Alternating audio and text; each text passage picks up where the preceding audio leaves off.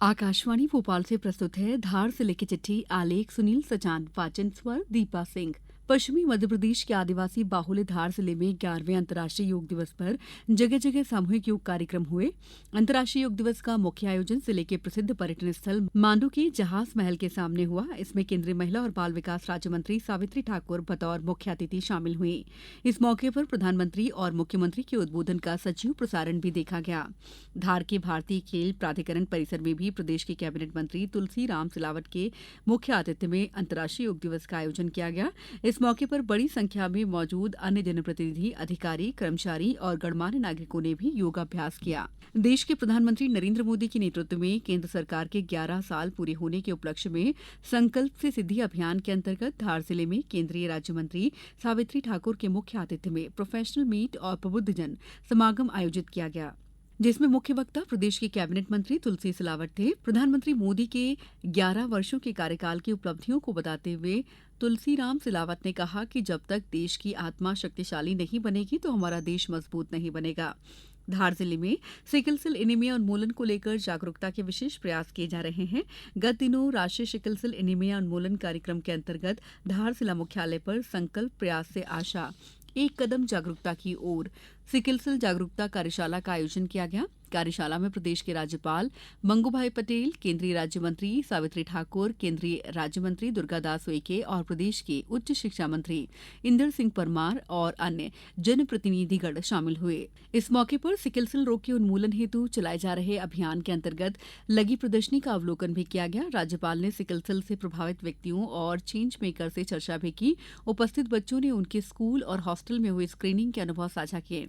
इस मौके पर सिकल सेल से संबंधित एक डॉक्यूमेंट्री भी प्रदर्शित की गई, जिसमें जन जागरूकता, परीक्षण, काउंसलिंग और प्रबंधन के बारे में जानकारी दी गई।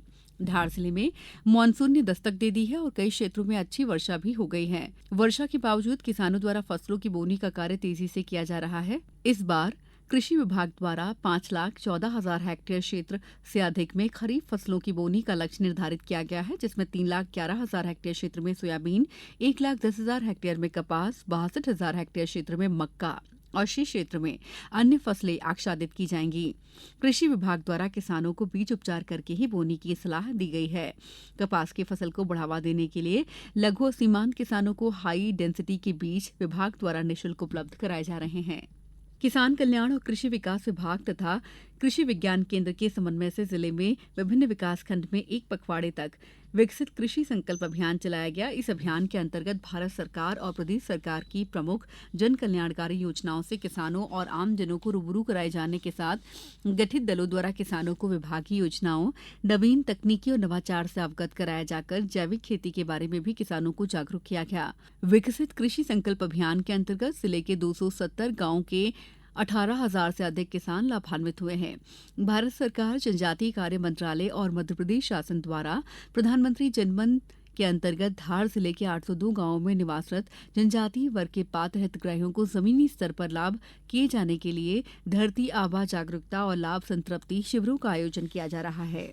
एक पखवाड़े तक चलने वाले इस अभियान के प्रथम दिनों में धार जिले में 62 गांव में शिविर आयोजित किए गए हैं, जिसमें लगभग 4,000 हितग्राहियों ने सहभागिता कर शिविर में शासन की संचालित योजनाओं में Aadhaar card, ration card, eKYC, Ayushman card, जाति प्रमाण पत्र, किसान क्रेडिट कार्ड, पीएम जनमन किसान सम्मान, जनमन खाता, पीएम मातृत्व वंदना, प्रधानमंत्री गरीब अन्न योजना, सामाजिक सुरक्षा पेंशन आदि प्राप्त आवेदनों का निराकरण कर हितग्राहियों को लाभान्वित किया गया। धार में लोक माता देवी अहिल्याबाई होलकर की 300वीं जयंती के उपलक्ष्य में उनकी जीवन गाथा पर आधारित किस्सा गोई की अनूठी प्रस्तुति का आयोजन किया गया। जिले की चिट्ठी समाप्त हुई।